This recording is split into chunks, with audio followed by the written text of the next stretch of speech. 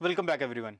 We are here with a new type of angle, that is alternate interior angle, and this type of angle is also related to the parallel line only. That is, if L and M are two parallel lines and there is a transversal T. There is a transversal T.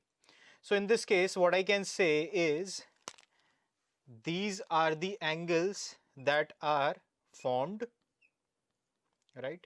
1, 2, 3, 4, 5, 6, 7 and 8, right? These 8 angles are formed at this moment. Now alternate angle theorem, what alternate angle theorem says, this is my theorem number 2. What it says, if M is parallel to L and T is a transversal, then angle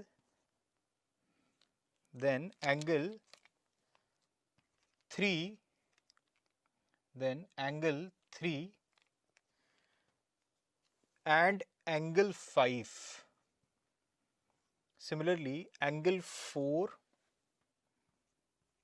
and angle 6, they are equals to each other and are known as alternate. See, these are situated at alternate position. See, next position is what? 3 is next to 6, but 3 is alternate to 5, right? So these two are alternate, these two are alternate.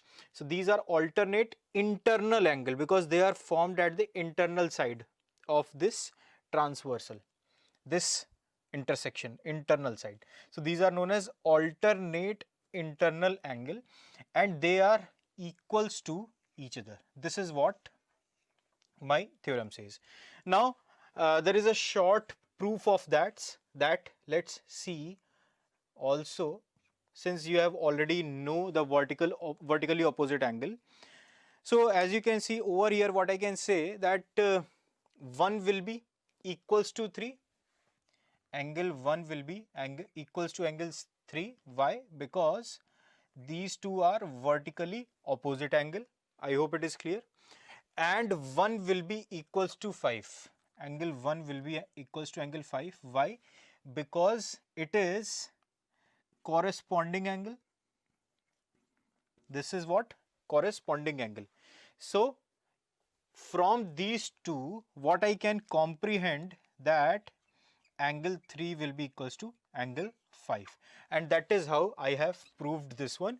Similarly, I can prove the other result as well. I am leaving that up to you, right? I hope and I am quite sure that if you have studied properly, you will be able to prove that. Now my next theorem is nothing but, as I said, converse to theorem number 2, and what it says that if, see, in the first case what I assumed is M is parallel to N and then this is true. In the next theorem what I am assuming that if angle 3 is equals to angle 5 and angle 4 is equals to angle 6, then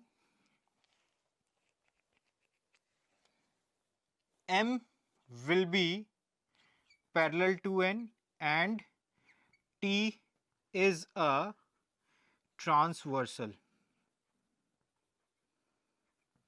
So that is I have to prove, and let's prove that also. This will take a minute only. See, if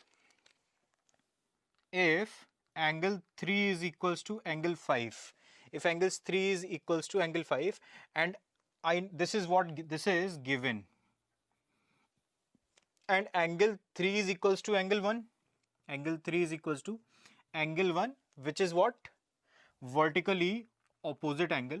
So from here what I can say that angle 1 will be equals to angle 5, angle 1 will be equals to angle 5, and if angle 1 is equals to 5, similarly I can prove that angle 2 is equals to angle 6, And similarly, I can prove that 4 is equals to 8 and 3 is equals to 7. And that is how I can say if all of these angles are equals, then it directly, what it means that M is parallel to N and T is a transversal. So I hope it is making sense to you everyone.